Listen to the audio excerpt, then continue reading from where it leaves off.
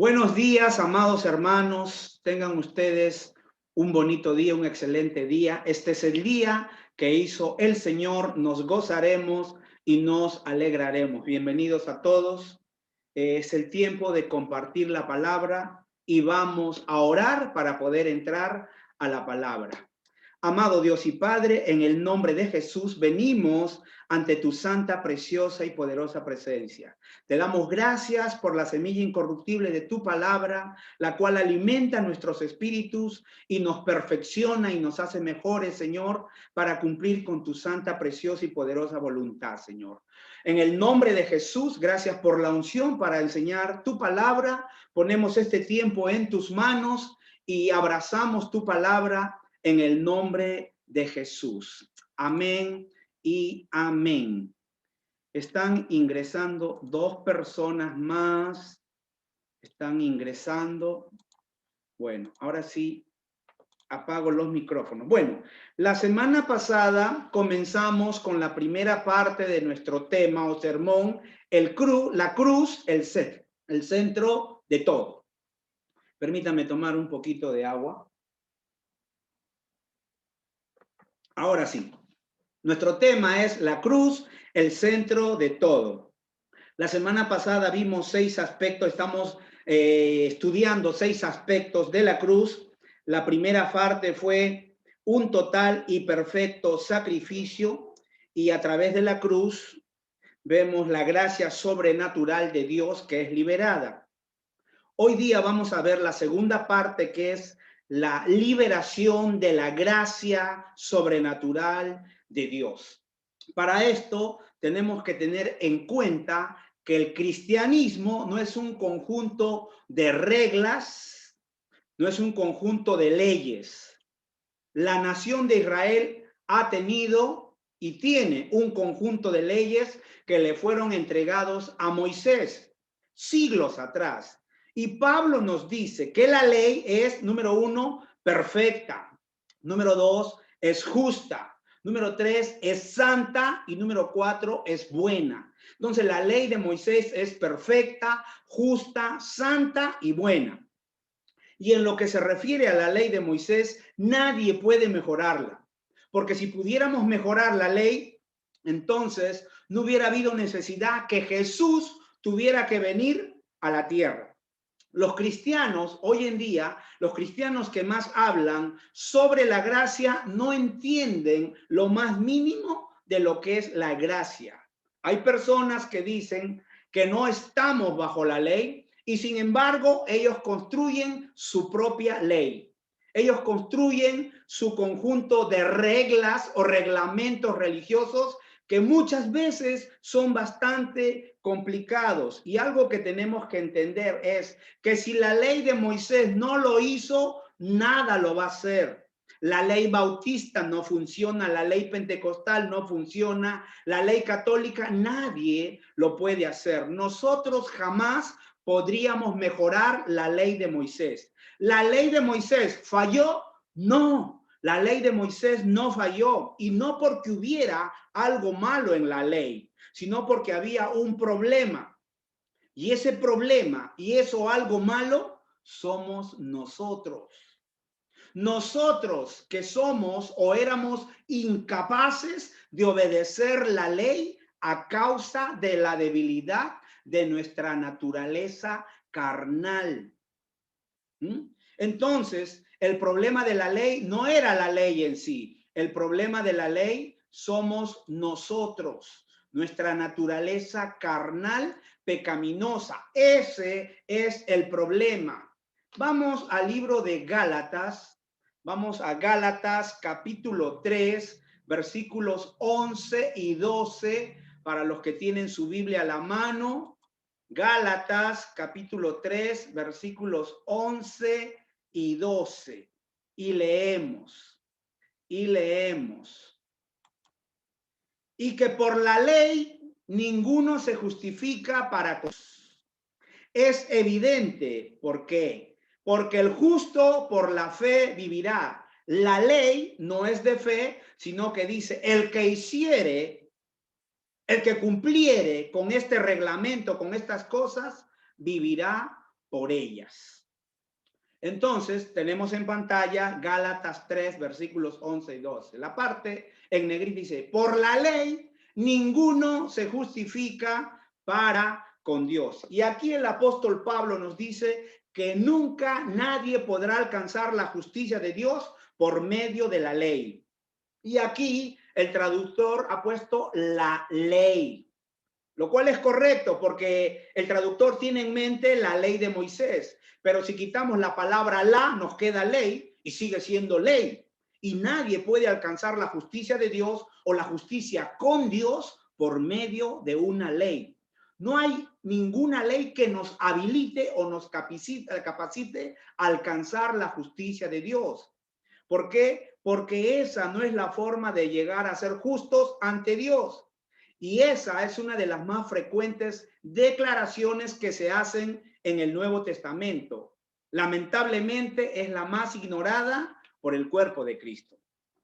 Hay por lo menos unos 12 versículos en el Nuevo Testamento donde se nos dice de una forma o de otra que no se puede alcanzar la justicia de Dios por medio de leyes. Y la mayoría de cristianos piensan que si siguen ciertas reglas, están en lo correcto y harán lo correcto. Así no funciona. Esa no es la forma. Dios no acepta eso porque eso no produce los resultados que Dios quiere. De hecho, produce lo contrario. Y tenemos que tener mucho cuidado porque así no funciona. Así no funciona. Esa no es la forma de Dios. Dios no acepta eso porque eso no produce los resultados que Dios quiere. Produce los resultados contrarios. Porque, ¿por qué las personas que se enfocan en mantener leyes? ¿Qué sucede con los que están más enfocados en cumplir leyes? Ellos se van al extremo y llegan a lo que conocemos como legalismo o legalistas.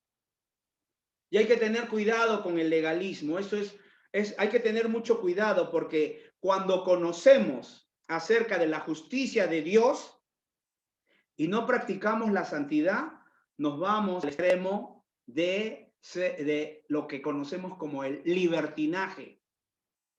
Por eso la justicia va de la mano con la santidad, ¿ya? Y la santidad sin el conocimiento de la justicia produce lo que es el legalismo, reglamentos. Entonces, ellos, cualquiera de las iglesias o denominaciones a las que ellos pertenecen, las personas que se han vuelto legalistas, dicen, nuestras leyes o nuestras reglas son correctas y nosotros somos justos porque la cumplimos, ¿no? Y ellos se refieren a lo externo, ¿ya? A una vivencia externa, falda larga, sin ánimo de desprestigiar a nadie, ¿no? Falda larga, cabello largo, y los varones tienen que usar camisa larga, manga larga, porque si la camisa no es manga larga, entonces no es santa. Hay que tener cuidado. Entonces, ¿qué pasa cuando una persona llega a esa iglesia? ¿No? ¿Te has bautizado? Sí, pero tienes que bautizarte de nuevo, porque de lo contrario, ese bautismo de allá no es válido. Entonces, ellos se rigen por sus propios reglamentos, por su propia ley, y eso no está bien. Por eso es que el legalismo divide a las iglesias en diferentes grupos de acuerdo con el conjunto de leyes que este grupo ha determinado, porque ellos no entienden cuál es el propósito de la cruz, ni cómo podemos sacar provecho de la cruz. Hay cosas que son fáciles de decir, pero que son difíciles de vivir. Repito, hay cosas que son fáciles de poder decir, pero muy difíciles de vivir. Ahora, ¿cuál es el propósito de la cruz?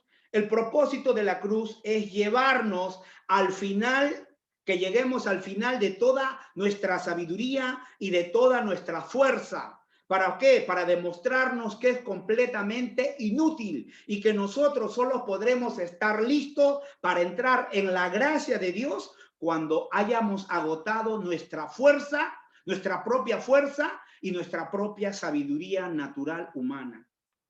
El propósito de la cruz es hacernos ver y entender que nuestra sabiduría humana y nuestra fuerza humana no nos sirven, son inútiles para alcanzar la gracia de Dios. Y tenemos que darnos cuenta que hagamos lo que hagamos, jamás ganaremos puntos para con Dios y tampoco vamos a impresionar a Dios.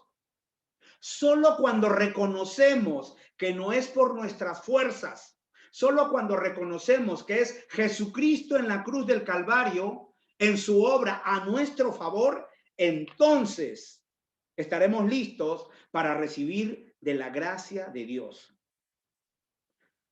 En este momento hay muchos cristianos que están atravesando problemas y presiones y muchas cosas en su vida. Y la pregunta que ellos se hacen es, ¿y dónde está Dios? ¿Qué está haciendo Dios? ¿Se olvidó de mí? No, Dios no se ha olvidado de ti. Dios está cautelosamente y firmemente, ¿ya? Llevándote al punto donde quedes vacío, ¿ya? Donde agotes tu sabiduría y tus fuerzas, donde ya no puedas ser lo suficientemente bueno. Y tenemos que llegar al final de todo eso para liberar ese algo, la gracia que proviene de Dios a nuestras vidas. Entonces tenemos que llegar al final y agotar nuestra fuerza, nuestra sabiduría. No es con nuestra fuerza, no es con nuestra sabiduría. Cuando llegamos al final de eso es donde Dios puede obrar. Cuando reconocemos que no podemos con nuestra fuerza. Vamos a ver 1 Corintios capítulo 1, versículos del 22 al 25. 1 Corintios capítulo 1, versículos del 22 al 25 y leo. Porque los judíos piden señales y los griegos buscan sabiduría, pero nosotros predicamos a Cristo crucificado, para los judíos ciertamente tropezadero y para los gentiles locura, mas para los llamados, así judíos como griegos, Cristo, poder de Dios y sabiduría de Dios. Porque lo insensato, lo necio de Dios es más sabio que los hombres y lo débil de Dios es más fuerte que los hombres.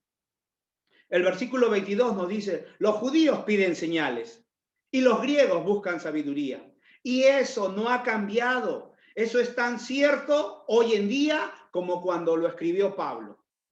Y no podemos ofrecerle a los judíos un evangelio que no sea sobrenatural, porque ellos siguen esperando al Mesías. Ahora, ¿qué predicamos? Vamos a ver 1 Corintios 1:23. Dice, nosotros predicamos, lo tiene en pantalla por si acaso, nosotros predicamos a Cristo crucificado. Para los judíos ciertamente tropezadero y para los gentiles locura. Locura. Dice que predicamos a Cristo crucificado, no solo a Cristo. No predicamos a Cristo como el gran maestro, como el sanador. El trabajo completo es predicar a Cristo crucificado.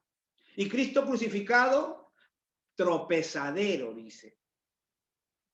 Piedra de tropiezo, tropezadero, piedra de tropiezo para los judíos. También hoy para los llamados. Y en el versículo 24 leemos, dice, mas para los llamados, así judíos como griegos, Cristo, poder de Dios y sabiduría de Dios. Entonces, ¿cuándo encontramos a Cristo como poder de Dios y sabiduría de Dios? Cuando llegamos al final de nuestro propio poder, de nuestra propia fuerza y de nuestra propia sabiduría. Entonces, tenemos que agotar nuestra fuerza, nuestra sabiduría, es decir, no es con mi fuerza, es con la tuya, Señor. Cuando yo reconozco que no puedo, que más que yo me empeñe en mi fuerza, en mi sabiduría, no puedo, es ahí cuando yo desato la gracia de Dios en mi vida. Entonces, el apóstol Pablo, después de agotar sus fuerzas humanas, su sabiduría humana, él entendió y él hace esta maravillosa declaración en 1 Corintios 1:25. Y dice, lo insensato de Dios es más sabio que los hombres, y lo débil de Dios es más fuerte que los hombres. Ahora, la pregunta sería, lo insensato de Dios. ¿Cuál es la insensatez de Dios o la necedad de Dios? Y lo débil de Dios es más fuerte. ¿Cuál es la debilidad de Dios? Es la cruz. La respuesta es la cruz. Eso es lo último en debilidad, porque no hay nada más débil que un hombre moribundo en la cruz, un hombre agonizando en la cruz, respirando su último aliento. Eso, no hay nada más débil que esa imagen de Cristo Jesús en la cruz, agonizando, muriendo con su último aliento. Ahora, no se puede entender cómo Dios envió a su Hijo, el único hombre perfecto en todo el universo, y luego permitir que le den una muerte de criminal. Esto es totalmente no entendible, pero cuando nosotros llegamos a ese punto en nuestras vidas, cuando nosotros llegamos al final de nuestra inteligencia y de nuestra sabiduría y de nuestra fuerza y de toda nuestra justicia, entonces hacemos ese maravilloso descubrimiento que es más fuerte que la fuerza del hombre y más sabio que la sabiduría humana. En la cruz, la debilidad de Dios es más poderosa que nuestra fuerza y la necedad de Dios es más sabia que nuestra sabiduría. Esto es difícil de entender. Para la mayoría de nosotros es difícil de entender. ¿Por qué? Porque no queremos dejar nuestras fuerzas y nuestra sabiduría. Todavía queremos aferrarnos a que nosotros podemos. Somos nuevas criaturas, ¿sí? Pero no queremos dejar ir a la antigua criatura. Queremos la sabiduría de Dios, queremos su fuerza, pero aún queremos seguir aferrándonos a nuestra sabiduría y a nuestra fuerza. Entonces no es así como Dios lo quiere. Tenemos que llegar al final de nuestra propia sabiduría y de nuestra propia fuerza ante Dios, y solo de esa manera Dios soltará su gracia sobre nuestras vidas. Vamos a ver 2 Corintios. La mayoría leemos 1 Corintios, es más, lo hemos estado estudiando los días jueves, porque 1 Corintios tiene los dones del Espíritu, ¿no? Y pocos leen 2 Corintios, porque 2 Corintios no es un tema popular. 2 Corintios habla de debilidad, de sufrimiento, y eso no nos gusta, pero tenemos que leerlo. En 2 Corintios, capítulo 12, versículo 7, Pablo habla de una experiencia personal. Pablo habla sobre la revelación que Dios le ha dado. ¿Cuántos han tenido revelaciones? Creo que todos los que estamos en Cristo alguna vez hemos recibido revelaciones, ¿no? Pero hay que tener cuidado, porque cuando recibimos revelaciones, las revelaciones que recibimos hacen que nos sintamos orgullosos. Se levanta el pavo, se levanta el orgullo. Ahora, Dios amaba tanto al apóstol Pablo que lo protegió del orgullo de una manera muy rara, de una manera muy peculiar, al permitir que un ángel de Satanás lo siguiera de un lugar a otro y ocasionara problemas y persecución a Pablo. ¿Para qué? Para que Pablito se mantenga humilde. Muchos se sorprenderían de las formas que Dios utiliza para mantener humilde a muchas personas. 2 Corintios 12, 7, y leemos: y para que la grandeza de las revelaciones no me exaltase desmedidamente, me fue dado un aguijón en mi carne, un mensajero de Satanás que me abofetee, para que no me enaltezca sobremanera. Recuerde que Pablo recibió tanta revelación de parte de Dios que Pablo escribe la mayoría de los libros del Nuevo Testamento. Entonces, para que no se exalte, no se levante, no pierda la humildad, la palabra de Dios nos dice aquí, un mensajero de Satanás, un aguijón en su carne. Esta es una metáfora que fue tomada del Antiguo Testamento y lo podemos ver en Números. En el libro de Números, capítulo 33, versículo 55, dice: y si no echareis a los moradores del país de delante de vosotros, sucederá que los dejaréis de ellos. Ellos serán por aguijones en vuestros ojos y por espinas en vuestros costados, y os afligirán sobre la tierra en que vosotros habitaréis. Aquí Josué tenía que advertir a los hijos de Israel que si no eliminaban a los cananeos que habían ocupado la tierra, si ellos permitían convivir con ellos, los cananeos serían un aguijón en sus carnes. Molestia, problema. Entonces, muchos tenemos un aguijón en nuestra propia carne porque hemos llegado a la tierra prometida y hemos dejado que muchos cananeos vivan a nuestro alrededor. La pregunta es, ¿con qué cananeos estás conviviendo? ¿El orgullo? ¿Tu temperamento? ¿Qué cananeos tienes que echar de tu vida? ¿O tenemos que echar de nuestra vida? Y algo que tenemos que aprender es a eliminar a los cananeos. Ahora, lo de Pablo, el trato de Dios con Pablo, fue algo que Dios hizo en la vida de Pablo. En 2 de Corintios 12:7, volvemos a leer, y para que la grandeza de las revelaciones no me exaltase desmedidamente, me fue dado un aguijón en mi carne, un mensajero de Satanás, que me abofetee para que no me enaltezca sobremanera. Ahora, la palabra mensajero aquí es ángel. En el idioma griego, las palabras ángel y mensajero son las mismas. Y aquí dice que se le clavó un aguijón en el cuerpo, en su carne, un mensajero de Satanás para que lo abofetee, para que permanezca golpeándolo y no se enaltezca. Qué raro, ¿no? Ahora, si estudiamos la vida y ministerio del apóstol Pablo, nos vamos a dar cuenta que Pablo ya es diferente a los apóstoles del Cordero. Los apóstoles que caminaron con Jesús se le llaman los apóstoles del Cordero porque caminaron físicamente con Jesús aquí en la tierra. Ahora, todos ellos, si usted lee cómo murieron, cómo terminaron sus vidas aquí en la tierra, todos ellos fueron perseguidos, todos tuvieron tribulaciones, pero las tribulaciones de Pablo fueron diferentes, porque a cada ciudad que Pablo llegaba había problemas, había disturbios, había alboroto. Y las cosas más ridículas producían disturbios de lo que Pablo hacía.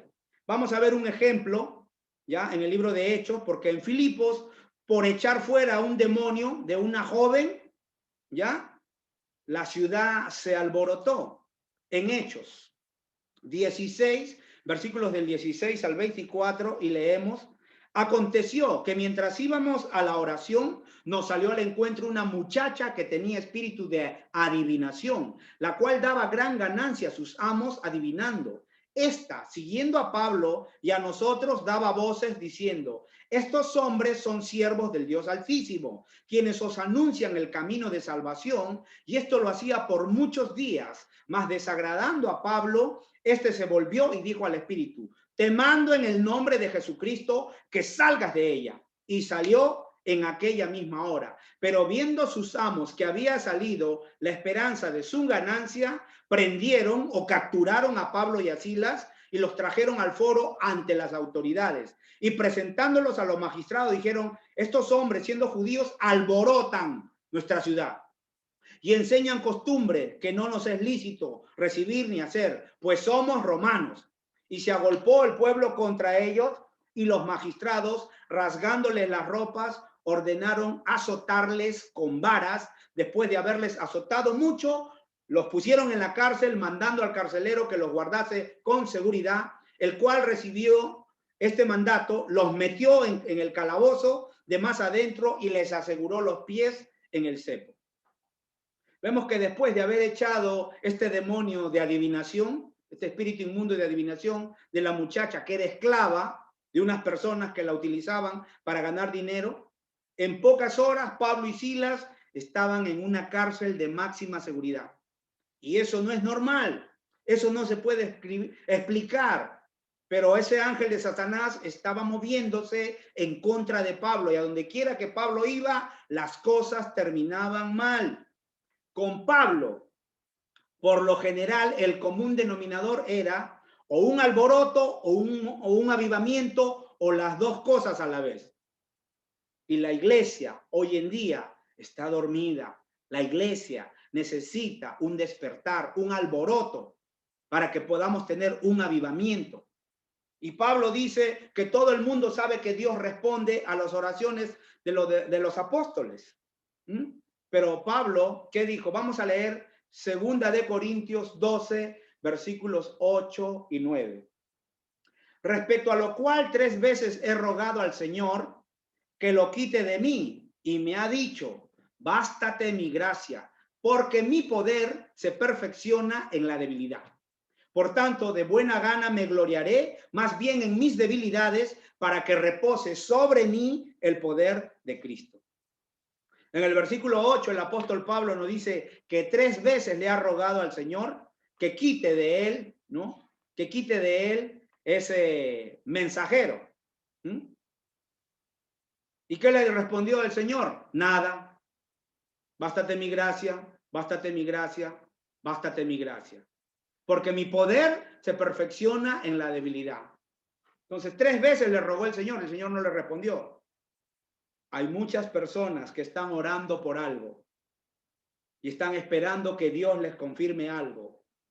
Y Dios no les ha respondido ni les va a responder. ¿Por qué? Porque un no o un silencio también es una respuesta. ¿Ya? Vamos a 2 Corintios 12:9. Dice, y me ha dicho, bástate mi gracia, porque mi poder se perfecciona en la debilidad. Eso es verdad. Cuando hacemos las cosas en nuestra propia fuerza, ¿cómo vamos a poder identificar la fuerza de Dios? No la podemos ver. Pero cuando agotamos nuestras fuerzas, nuestra sabiduría, nuestro conocimiento natural y ya no damos más, entonces es ahí donde la fuerza de Dios se manifiesta en nosotros y ahí también tenemos la fuerza de Dios y podemos distinguir y saber que es Dios obrando a través de nosotros. ¿Están ahí? Quiero pedirles que abran su micrófono. Vamos a hacer la siguiente declaración que hizo el apóstol Pablo. Abran sus micrófonos. Vamos a hacerlo a la voz de 3. 2, 3. La fuerza de Dios se perfecciona en mi debilidad. La fuerza de Dios. Una vez más, a la voz de 3. La fuerza de Dios se perfecciona en mi debilidad. Una más. La fuerza de Dios se perfecciona en mi debilidad. Amén. Ahora sí voy a cerrar los micrófonos. Después los vamos a volver a abrir nuevamente. Entonces, la fuerza de Dios se perfecciona, ¿dónde? En nuestra debilidad. Cuando vemos que ya no podemos. Cuando vemos que ya dice, Señor, no puedo. He intentado todo, de todas las formas, de todas las maneras, y nada me sale bien, no puedo. Entonces, no es a tu manera, es a la manera de Dios. Entonces, de aquí en adelante hay que decirlo así. La fuerza de Dios se perfecciona en mi debilidad. Ten por seguro que Dios te escucha. 2 Corintios 12, 9, 10. Vamos a ver. 2 Corintios 12, versículos 9 y 10. Y leo. Y me ha dicho, bástate mi gracia, porque mi poder se perfecciona en la debilidad. Por tanto, de buena gana me gloriaré más bien en mis debilidades, para que repose sobre mí el poder de Cristo, por lo cual, por amor a Cristo, me gozo en las debilidades, en afrentas, en necesidades, en persecuciones, en angustia, porque cuando soy débil, entonces soy fuerte. Algo que tenemos que entender, que cuando uno hace una confesión, hace un compromiso, se liga a su palabra. Vemos aquí en el versículo 9, le dijo, bástate mi gracia. Dice, de buena gana me gloriaré en mis debilidades, para que repose sobre mí el poder de Dios. Ahora, ¿le complacía a Pablo esto? No lo toleraba, no lo soportaba, pero se gozaba. Recuerde que Pablo no dice, gozaos. Otra vez digo, gozaos. Y recuerde que cuando Pablo dijo gozaos, otra vez digo, él estaba preso, atado al cepo, donde pasaba el desagüe, la cloaca, donde pasaba todo el desagüe de la ciudad, él estaba ahí preso al cepo y se estaba gozando. Y Pablo nos dice, gozaos, porque Pablo se gozaba en las debilidades, enfermedades, angustia, en la persecución, en la necesidad. Pero ¿cómo voy a gozarme? Porque es ahí cuando yo doy oportunidad para que Dios pueda obrar en mi vida, en tu vida. Pablo aprendió ese secreto. Pablo lo aprendió. Y cuando nosotros llegamos al final de nuestra propia fuerza, al final de nuestra propia sabiduría, al final de nuestros propios recursos, entonces Dios libera su gracia. Vamos a hacer otra confesión. Abran sus micrófonos. Abran sus micrófonos. A la voz de 3. Hagamos la siguiente confesión. A la voz de 3. 2, 3. La gracia comienza. La gracia habilidad humana termina. Donde la habilidad humana termina. Otra vez. 2, 3. La gracia comienza. Donde la habilidad humana termina.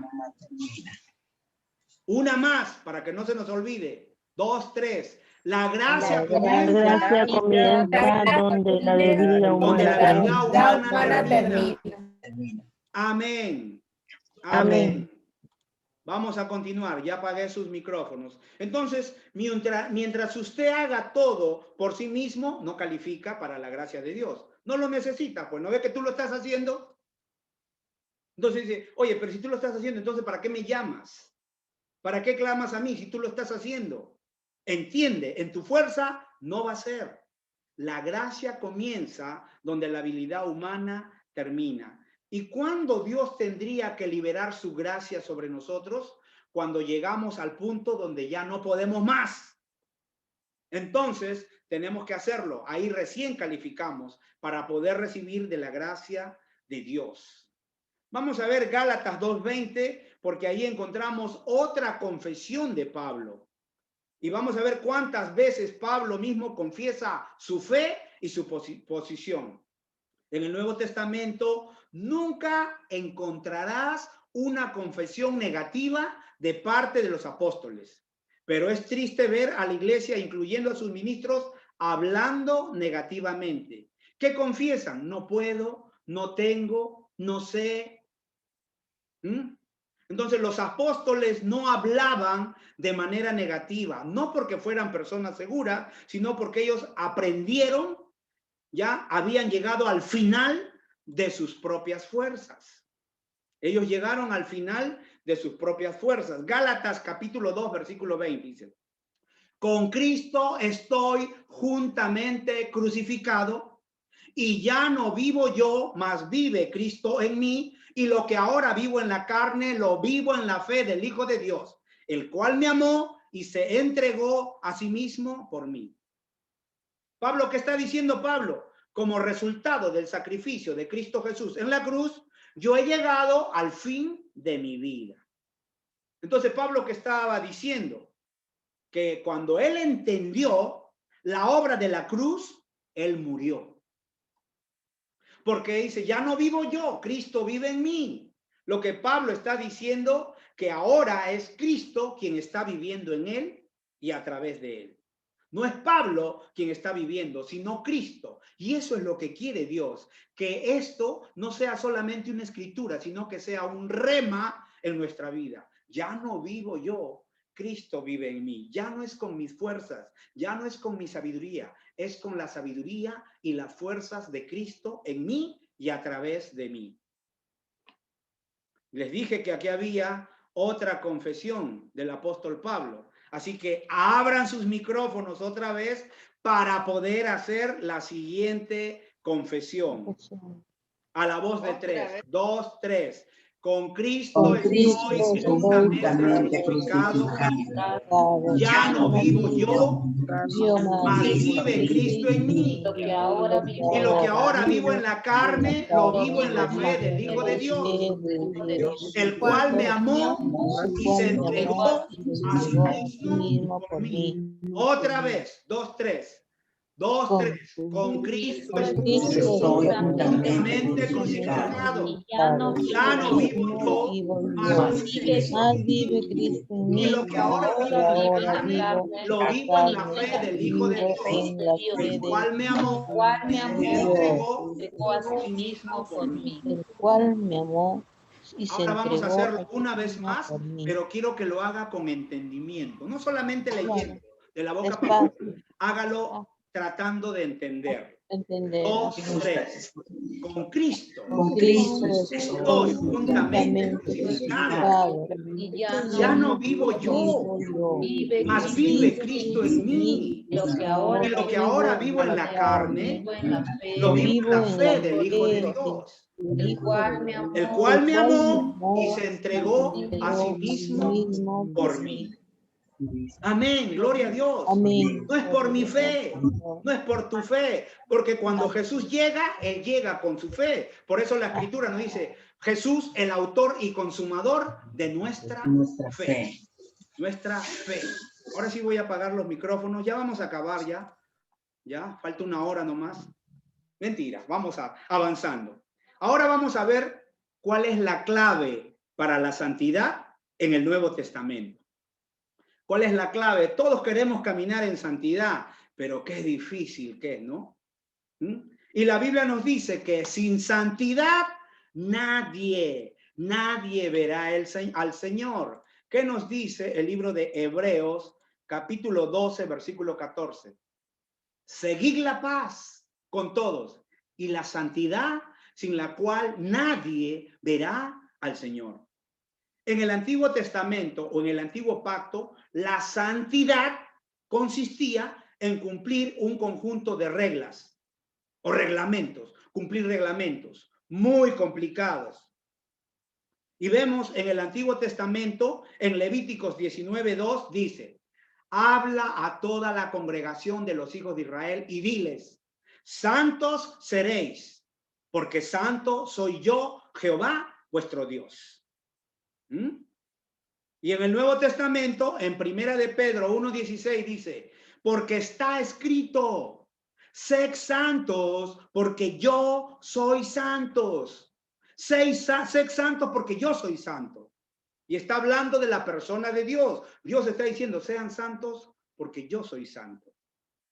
Y hay una gran diferencia entre el Antiguo Testamento y la santidad en el Antiguo Testamento y la del Nuevo Testamento.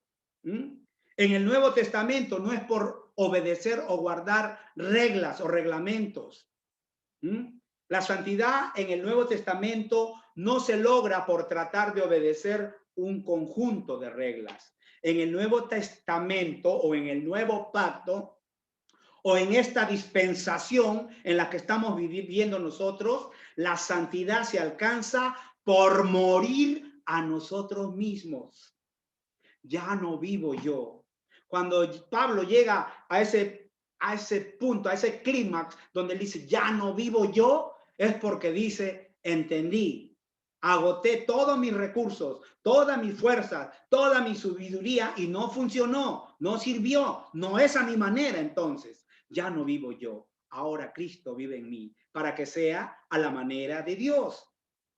Entonces, como les decía, en el Nuevo Pacto, Nuevo Testamento, la santidad se alcanza por morir a nosotros mismos y permitir que Cristo viva su vida en nosotros. Así que la santidad no es por nuestras obras o por nuestra fuerza o por nuestra sabiduría, es por Cristo en nosotros. No es luchando, sino cediéndonos. No es por nuestro esfuerzo, sino porque estamos unidos con Cristo. Porque estamos unidos con Cristo. Entiende, no eres tú, no soy yo, es Cristo en nosotros. Colosenses 1:27 y leemos, a quienes Dios quiso dar a conocer las riquezas de la gloria de este misterio entre los gentiles, que es Cristo en nosotros, la esperanza de gloria. Lo que yo puedo hacer no es por mi esfuerzo, ni por la fuerza con mis músculos espirituales, sino por cederme a Dios, por permitir que Cristo lo haga en mí y a través de mí y por mí. Y tenemos una representación en Juan 15, pero me voy a quedar aquí, esto lo vamos a ver la próxima semana. En Juan 15 tenemos una representación cuando Jesús habla de la vid, que él es la uva, y los pámpanos, ramas, que se nos ilustra esto perfectamente. Hay unos minutos de más, vamos avanzando. Juan 15:1 dice, yo soy la vid, uva, la vid verdadera, y mi Padre es el labrador. Amados, nunca permitan que los seres humanos te poden. Hay una sola persona que tiene la capacidad y la sensibilidad para poder podar, y esa persona es el Padre. Mi Padre es el labrador. Puedes recibir consejos, sugerencias, llamadas de atención, pero solo el Padre te puede podar con amor. Hay iglesias, denominaciones donde los líderes quieren podar a la gente. Respete a sus líderes, pero no se someta a la poda humana, porque será doloroso y probablemente harán los cortes equivocados. Dios el Padre es el labrador. Él es el que sabe cómo podar. Mi tarea como pastor y la tarea de los pastores y ministros no es podar, es ayudar a las personas para que se sometan a la poda de Dios, porque compartimos juntos el proceso de santificación. Y el proceso de santificación dura toda la vida, porque cada día trabajamos o tenemos que trabajar en nuestra propia vida. El proceso de santificación en la tierra termina arriba con la glorificación. Juan 15, 4, 5 y leo. Dice, permaneced en mí y yo en vosotros. Como el pámpano no puede llevar fruto por sí mismo si no permanece en la vid, así tampoco vosotros si no permanecéis en mí. Yo soy la vid, vosotros los pámpanos, el que permanece en mí y yo en él, este lleva mucho fruto, porque separados de mí nada podéis hacer. ¿Alguna vez has visto una rama de uva que puja, lucha para llevar fruto? No, nunca lo vas a ver, pues. ¿Por qué llevan fruto las ramas? Porque la vida de la uva está fluyendo a través de la rama. Y en esta pequeña parábola tenemos a las tres personas de la Trinidad y aquí nos quedamos. El Padre es el labrador, el viñador. Jesús es la vid, la uva, y el Espíritu Santo es la savia. Así que en esta parábola de Juan, de yo soy la vid, vosotros los pámpanos, yo soy la uva y ustedes la rama, también encontramos a la Trinidad. Y ya saben, no es con nuestra fuerza, es con la fuerza de Dios. Ya no vivo yo, Cristo vive en mí. No solamente tiene que ser algo religioso, sino tiene que ser algo vivencial. Reconocer que sin Él nada podemos. Recuerden que Jesús dijo, apartados de mí, nada podéis hacer. Vamos a orar. Padre, en el nombre de Jesús te damos las gracias por todo lo bueno que eres. Tú eres el labrador, tú eres el viñador y te pedimos que puedes podar lo que tengas que podar en nuestra vida, Señor. Te pedimos perdón si te hemos fallado, Señor. Pero apartado de ti nada podemos hacer. Por eso es que nunca nos vamos a apartar de ti. Nos cedemos completamente a ti en espíritu, en alma y en cuerpo, Señor. En el nombre de Jesús, para que tú, Señor, hagas todo lo que tengas que hacer en nuestra vida, para que podamos cumplir cada uno de nosotros el plan y el propósito que tú diseñaste para nosotros desde antes de la fundación del mundo, Padre. Ponemos nuestra vida en tus manos, ponemos nuestras familias en tus manos, ponemos nuestros hijos, nietos en tus manos, ponemos nuestros recursos y todo en tus manos. Porque sabemos, Señor, que todo lo que ponemos en tus manos siempre regresa mejorado y multiplicado. En el nombre de Jesús. Amén y amén.